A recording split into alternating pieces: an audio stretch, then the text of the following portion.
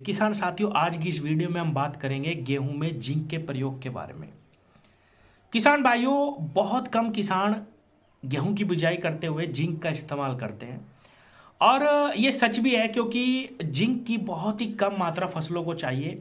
इसीलिए ज़्यादातर किसान जिंक पे ध्यान नहीं देते, लेकिन जिंक एक महत्वपूर्ण तत्व है। किसान भाइयों, अगर आपकी मिट्टी में जिंक की बहुत ज़्यादा कमी हो जाती है तो आपकी फसलें सही से बढ़वार लेना बंद कर देगी, कल्लों का विकास नहीं होगा और आपकी फसल पे एक अजीब सा पीलापन छा जाएगा जिसको पहचानना भी बहुत मुश्किल होता है। किसान भाइयों, जब आपकी फसल जिंक की कमी के कारण पीली होती है तो ज़्यादातर किसान समझते हैं कि भाई मेरी फसल में तो यूरिया की कमी है और उसमें यूरिया डालते रहते हैं जिससे कोई भी फायदा नहीं मिलता। अगर बहुत ज़्यादा मिट्टी में जिंक की कमी आ जाए तो फसलें बढ़वार लेना बिल्कुल बंद कर देती है। तो किसान साथियों, आज हम जानेंगे कि अगर आपकी फसल में पीलापन है जिंक के कारण तो उसकी पहचान कैसे करें और जिंक की कितनी मात्रा हमें पहले पानी पे या बुआई में इस्तेमाल करनी चाहिए, सही समय क्या है, जिंक कैसे काम करता है। किसान साथियों, ये बिल्कुल सच है कि बुआई के समय ज़्यादातर किसान सल्फर का इस्तेमाल करते हैं। जिंक का इस्तेमाल बहुत ही कम किसान करते हैं किसी भी प्रकार की फसल की बुआई में। लेकिन किसान साथियों, जिंक एक बहुत ही महत्वपूर्ण तत्व है। यह हमारी फसलों में बढ़वार पे, हरेपन पे, कल्लों के फुटाव पे बहुत अच्छा काम करता है। अगर आपकी फसल में बहुत ज़्यादा जिंक की कमी है तो आपकी फसल बढ़वार लेना बंद कर देगी। किसान भाइयों, अब लक्षण की अगर मैं बात करूं तो आपकी फसल में एक अजीब सा पीलापन दिखाई देगा। आधा पत्ता आपका पीला मिलेगा, जो रेशे हैं, जो नसें हैं पौधे की, वो हरी मिलेंगी। ज़्यादातर किसान इसको समझते हैं कि भाई मेरे खेत में यूरिया की कमी है और इसमें यूरिया डालते रहते हैं, लेकिन उनको कोई भी फायदा नहीं मिलता। इसीलिए किसान भाइयों, आपको एक बार साल भर में अपनी फसल में जिंक का इस्तेमाल जरूर करना चाहिए। एक चीज़ और मैं बताऊं, अगर आपने धान की बुआई करी है और आपने जिंक का इस्तेमाल कर लिया तो आपको और किसी भी फसल में पूरे साल जिंक डालने की ज़रूरत नहीं है। अगर आप किसी भी फसल में साल भर में एक बार जिंक का इस्तेमाल कर लें तो आपको अगली फसल में जिंक डालने की आवश्यकता नहीं पड़ेगी।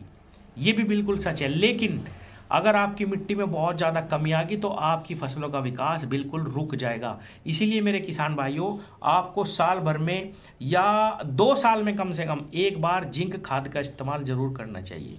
किसान भाइयों, अगर गेहूं की फसल में मैं बात करूं तो किसान भाइयों, हम पहले पानी पे जिंक की इस कमी को पूरा कर सकते हैं और आप प्रति एकड़ 6 से 10 किलो जिंक यूरिया में मिला के अपनी फसल में पानी देने से पहले छिड़काव कर सकते हैं। किसान भाइयों, डाल सकते हैं और तुरंत उसमें पानी दे दीजिए।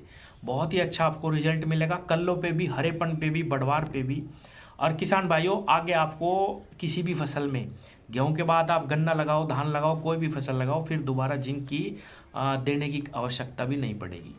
किसान भाइयों, एक बार फिर मैं बताऊं कि इसकी कमी के लक्षण क्या है। अगर आप पहचानना, वैसे तो बहुत ही मुश्किल होता है जिंक की कमी को पहचानना। गेहूं की फसल में जो पत्तियां हैं वो समानांतर पीली पड़ेंगी, नसें जो बीच की हैं वो हरी रहेंगी।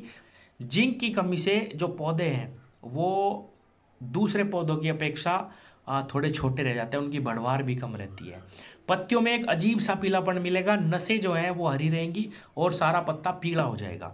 तो किसान भाइयों, पहले पानी पे आप ये काम कर सकते हैं। अगर आप स्प्रे के माध्यम से जिंक देना चाहते हैं तो प्रति एकड़ 800 ग्राम जिंक, जो मैं ये बता रहा हूँ आपको, जो पाउडर फॉर्म में मिलता है, आप उसका घोल बना के 800 ग्राम जिंक का, जो 33% वाला जिंक है, 200 लीटर पानी में आप इसका छिड़काव कर सकते हैं। उससे भी आपकी गेहूं की फसल में जिंक की पूर्ति हो जाएगी। एक चिलेटेड जिंक आता है, उसका 150 ग्राम प्रति एकड़ ही आपको इस्तेमाल करना, जो बाजार से मिलता है, उसको आप घोल बना के 200 लीटर पानी में ही उसका भी छिड़काव कर सकते हैं। किसान भाइयों, वैसे तो फसलों को सभी प्रकार के माइक्रो न्यूट्रिएंट की आवश्यकता रहती है, लेकिन nitrogen, phosphorus, potash, calcium, magnesium और सल्फर के बाद जिंक ही एक ऐसा तत्व है कि जिसकी अगर ज़्यादा कमी हो जाए तो हमारी फसल पे बहुत ही विपरीत प्रभाव पड़ते हैं। इसीलिए गेहूं की फसल में पहले पानी पे 6 से 10 किलो जिंक आप इस्तेमाल कर लें और फिर पूरे साल किसी भी फसल में आपको जिंक डालने की आवश्यकता नहीं पड़ेगी। वैसे अगर आप चाहें तो अपनी मिट्टी की जांच भी करवा सकते हैं जिंक डालने से पहले। धन्यवाद।